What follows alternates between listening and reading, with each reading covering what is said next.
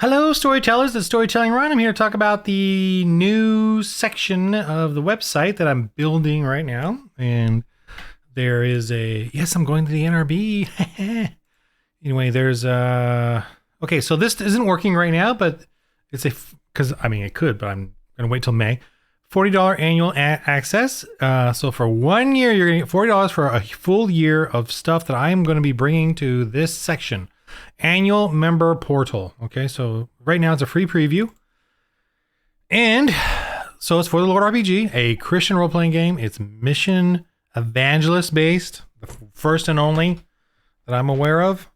You are an evangelist, you are planting churches, you are converting people, and fighting monsters and creatures and all that fun stuff that all the role-playing games have us believing that that's all you do is a role-playing game. Well, no, you do more than that.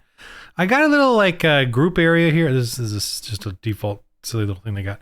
But I'll have a little group area where, I can post sort of stuff there, a little mini forum thing there. But so this is going to be the starting web page. I'm sure I'll have little offshoots from this web page, I think. I don't know, or I'll put everything on here. But for beginning, I will be putting a bunch of PDFs, a bunch of RAR files. So make sure you guys have WinRAR. I don't know if I can do WinZip. I have WinRAR license, but so make sure you can unblah these guys. And there'll be a RAR file of all the tokens and map pieces. Plus, there'll be a PDF of all the downloadable pieces that you can print. Printable pieces for the tokens and the maps. So if you're just playing around the table with your family, and then there'll be the PDF of new rules, new adventures. For the Dark Ages, I have a whole new sort of campaign book, just of one little area in the Lugano area, that you can use. And then for the Apostles of the Apoc, I'm not sure if I'm doing Apostles of the Apoc or Apostles of the Apocalypse. Maybe Apostles of the Apocalypse, but anyway, I'll probably do Apoc as short. But the game is almost done. I'm just kind of cleaning up the PDF. All the rules. It plays well. I love it. I do want to flesh out a little more of the hex crawl map here, and I'll show you a bit more of that. Here's some of the funny characters and some playtesting people that played. Had a great time. I'll explain this in a minute. Christians in Space is coming up. The rules PDF is there. It's just a mess because I've been moving things around and taking from the Dark Ages and the Apocalypse one, and then I'd update the Dark Ages one, and then I'd have to update the Apoc one and then the Christian Space one, or I'd update the Christians in Space one and I have to reverse back to the Dark Ages to update that one, or I'd update the Apoc one, the Apocalypse one, and then I have to make sure I got it to the other one. Anyway, but the Christians in Space one, all the rules are there. It's just a kind of a mess, and I just need to kind of get it all together. But I want to release it after I do the Apocalypse one. But I'm playtesting it now. I'm testing it with a Star Wars RPG veteran, and he's loving it. As far as, or maybe I don't know, maybe he just likes me and it's being nice to me. But I feel like it's a lot of fun. It's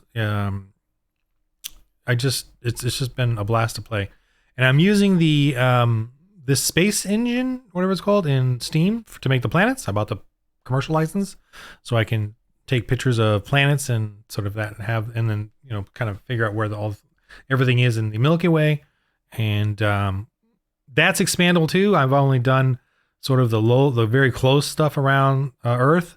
But that we can expand that out as well as future updates. And just so you know too, our games are creation science compliant. Yep. So the aliens are actually not aliens. They're genetically mutated humans and clones done by atheist scientists. So the atheists have gone off into space and imprisoned us Christians in camps on Earth. They nuclear bombed Earth to destroy it because that's what they do. And but we survived as Christians, and then that's the Apocalypse of the Apoc one, and we re-Christianized the Earth, made a new Earth, not the one in the Bible, but the new Earth. And then we discovered there's some other settings that I'm going to be revealing soon enough. But the atheists had gone off into space and terraformed and had placed genetically mutated humans on the different planets based on the planet, the creatures, or what madness of corruption they wanted to do with it. And so that's what you've got in these things. These are all mutated. And this makes way more sense than what you see in Star Wars and Star Trek. They evolved all these humanoids on different planets, seriously, randomly. And the way, and there's like no planets out there that can be livable. None. They know this. Anyway, I don't get into that. But in this, the atheists went around terraforming. Now, obviously, terraforming is a planet that's kind of absurd too. But so what? Okay, but they went around terraforming. Using the engineers went around terraforming planets so that the mutated human creatures or species or whatever could inhabit them. And it's all kind of chaotic and whacked because there's all these factions in space of the atheists, the engineers, and whoever else of the Exodus from Earth, and they've just spanned out across everywhere and gone crazy with different things, even like alien bugs, Terminators. I'm stealing every genre: zombie, radioactive mutant zombies, rodents of unusual size. I'm stealing every genre that you and I love, putting it in here. So to prove to you Christians that we can have fun, adventurous, violent, but cool PG-13 to rated R stories and of adventure, but you're you're evangelizing. You're evangelizing. You're giving people hope. You're not just saving them or rescuing them. You're actually giving them hope by planting a church. And once you save and rescue them, you then really save and rescue them by converting them to Christianity, or at least getting them to have a church, so then you can bring in your church ministers to come in and grow that church in that planet or sector or whatever, and you move on to the next area, or you help defend that church, because there's game mechanics in there so that as you move on, the churches need support. You need to send them support, and they can support you too, or they could be attacked and you have to go back to that church and help defend it. So there's fun game mechanics like that are in the game. So you'll find out more once I'm gonna leave this open so you guys can just kind of check. This is all it is. There's no links right now or downloads or anything. But I think starting in May, I will close this up and just have it so that it's for the annual members. And in this one, I'll show you right now just what's coming up in the Apocalypse one. And in the Apocalypse is this. The game starts off with this hex map crawl where you got this little explorer, and you can decide where you want to go, like in which direction. And here then you'll discover things that are going on, and you'll have battle maps. I'll show you a battle map. So this is that map right here, a close up of this area. This is like termites, crazy vulture looking things. There's some mutant road warriors, but they're actually over here on this other hex map. But I just put them there to show you. I just put this guy here. I don't know. Just maybe there's some weird red cult thing down here hidden away somewhere. But I just threw these on here just to show you that you can place things on here and decide what kind of encounters you want in each area. There's about 30 miles kind of hex maps, and this is made by the GM prep time. And I had fun doing it. You can roll all of them, then roll the little encounters within each one. And then when the characters say they want to go here next, you can, and then you can roll what's going on over there. What I did, I have these already ready for when they decide where to go after the next mission. So if they go here, I have some adventures. If they go here, I have an adventure. Actually, don't tell them this, but I think these are I made 2 different ones. But you could literally make one, and if they don't go there, keep it for later so that, you have another forest hex ready for when they go to a forest hex up here somewhere. If they go that direction. There's a forest here. Oh, this one's got a big dinosaur. They haven't gone here yet. But there's a big ruin, and I rolled it out. There's a big ruin there with a big dinosaur guarding it, or roaming around it. And there's a high-tech laboratory or something in there. I have it written down. I don't remember what it was. But this is the game mechanics here, and this is, by the way, the Apocalypse one. I'm still building it out. It's at 46 pages, but there's going to probably be a few more pages. But oh shoot, I'm typing in there. Oops. Okay. This is where you create you as a GM preparing the sort of the hexes around where they're at. You roll just a nice little D6. Let me roll one real quick. Let's see, a D6 4. I rolled bog marshlands. Ooh, I love bog marshlands. Let me tell you. So if no amphibious like their vehicle, there'll be a minus D6 to life support and low tech. So they will anything they want to do with life support, because of the conditions, or low tech, like if they got to repair stuff, they're gonna have to spend it on. I kind of decide, is it minus D6 for this or minus D6 for that? I'm gonna make it. They're gonna lose low tech because they got to repair stuff because of the bogs and marshes. And if there's anything in there, life support. Oh, this is more spacey though. Like maybe it's foul, the air, so that minus D6 if they don't have like a sealed, or if they go out and they don't have breathers, you know. Yeah, there's that. Okay, so anyways, let me roll a D6 again. 3. Rare medicinal island guarded by insectoids. Oh yeah.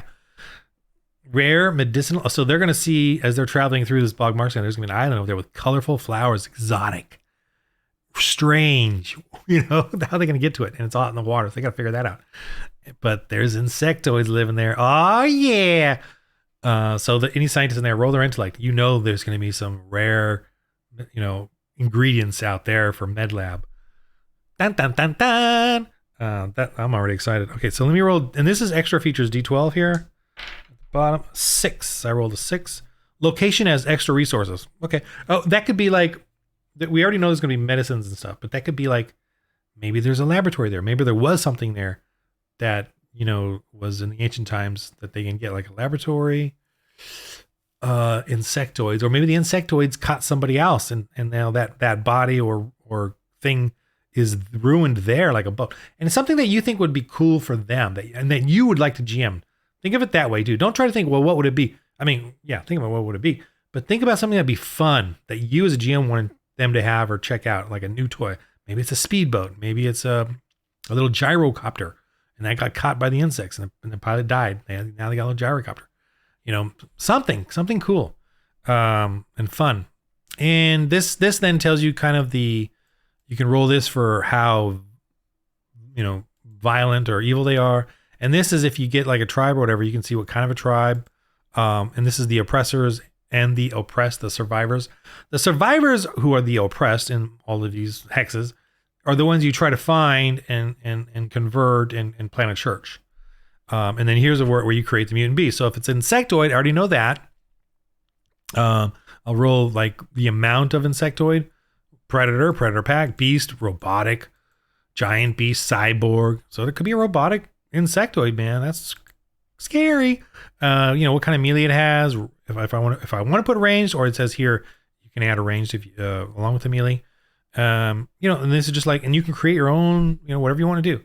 And then there's church planting down here rules. So when you plant a church in that area, you know, if there's survivors there to plant a church, for a church to be planted, then you will be able to like own that hex, and then you move on, and then that church will be there supporting you with that.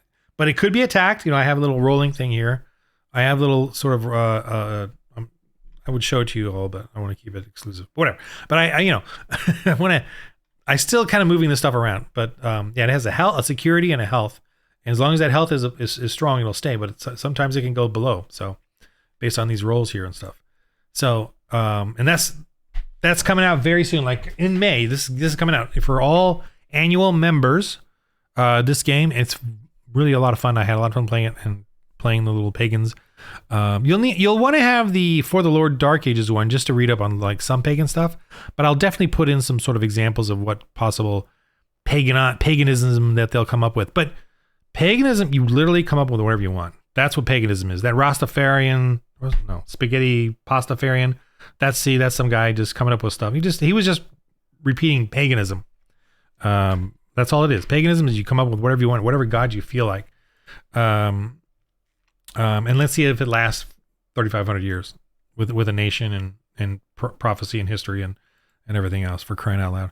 Okay, don't get me started. All right, so this is coming out. Apostles of the Apocalypse, or Apoc. Apostles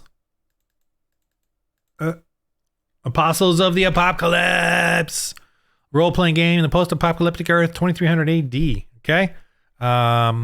So join the website, storytellingron.com. It's very cool, I think. And here it is. I just preview it for now, and then pretty soon, starting in May, I think, I will have a open thing for the membership. I will be doing a Kickstarter as well. I think at some point for the Apostles of the Apocalypse. And I'll figure out some sort of special or whatever with this. I want to do like a box kit or something, some kind of like a little manual, because it's just a nice little manual like this. But I think I'm going to do like we'll see. This, I want to get a box, and then like all these hexes will be like out, so you can actually use them. Give you like a multiple versions of it, so you can like make a map out for people that are doing it, or your campaign, or whoever's playing it. And then the tokens will be. I gotta figure something out, but I'll do like a cool box kit for the Kickstarter. Oh, one last thing I want to mention, just because it's so cool, is that when you make these tiles, let's see, let's back up here. When you do this, there's a chance of rolling a oops, that's not it. If you roll a 6 and then you roll a 6 again, is a vast ruin. So what the vast ruin hex is, which I haven't even drawn out yet, is like the LA San Diego area is a vast ruin, or the Chicago area, or the New York DC area, or the Miami Kennedy Space Center area. And each of those has a sort of theme, like I think the Miami Kennedy one is like space industrial complex, military industrial, whatever, like each of them has kind of or Portland, Seattle has a fishing, whatever, but they'll have like that kind of theme in the ruins. And that's sort of like when you finally encounter that hex, that's when you as the GM, I'm going to start my campaign, like the climactic campaign of epicness, high level stuff. And if they come at that in the first, by chance in the first few whatever game sessions, they better turn and go the other way, until they're ready. But the vast ruins area will have like all the scarier stuff, not galactic, but the empire, an imperial tribe, like the Mayans, and then there'll be all these suffering little tribes all around, of course. And then they'll have big armies or whatever, killer robots, who knows whatever high tech craziness, some sort of gamma world, savage world, hyper-Biborian type of world would have. That's in the vast ruins for sure, although it could be in other places, but more bigger, crazier. And that's sort of the finale hexes. It'll probably be a series of hexes, not just one, that they can, you can create a whole, then build up chain of events, sort of campaign versus an empire, a pagan imperial empire. Imperial empire? Pagan imperial tribe or whatever. Pagan tribe. Okay. All right. That's it. I'm just pretty thrilled about getting this all out there, and I hope you realize the importance of playing a Christian role-playing game for your kids, for your family, for your friends, your fellowship, and replacing your Dungeons & Dragons. You don't need Dungeons & Dragons. You don't need all these OSRs. And I am still DMing one. I'm finishing it up. And I'm not against them. But I'm against the woke agenda that it's become now. I'm against them celebrating every June and quiet on every December. I'm against all that. I'm tired of it. I don't want it. That's not what I want there. The woke agenda is taking over all of this sort of stuff we grew up with. And I was not radical until they decided to take all this stuff, right? They're telling us that we have to believe what they believe. We have to make our kids believe what they believe. The gender stuff and the woke stuff or whatever. And that's what radicalized me to become a Christian role-playing gamer, and to realize that I don't want to be part of that anymore. I don't want to support it or promote it. And I'm, I still have good memories of it all. And if people are playing it, I'm not against it, but what I'm saying is we need to create our own stuff. And this stuff is fun. It can be PG-13, rated R. It can be cool and actiony. And that's what I'm trying to prove to you. And it's not about just changing the surface of what they do in 5e or other RPGs. It's about changing the actual mechanics of the game that actually fit what really is medieval history, and what really was medieval history, and what really is where fantasy came from. Fantasy is that mix of Christianity and paganism. And we Christians have removed ourselves, so the pagans are now taking over and just claim everything. They're claiming chivalry. They're claiming romance. They're claiming freeing the slaves. They're claiming all that stuff that we Christians did historically in medieval times, which was the source for fantasy. So we need to reclaim that, and my game is trying to do that. It's trying to show it's trying to expose paganism, what it looks like, what it is, how they act. And you all need to do that with your kids. You need to play a pagan, and so they can see and see what it's all about. So that's what this game is too. It's an evangelist tool. It's a fellowship tool more than an evangelist tool.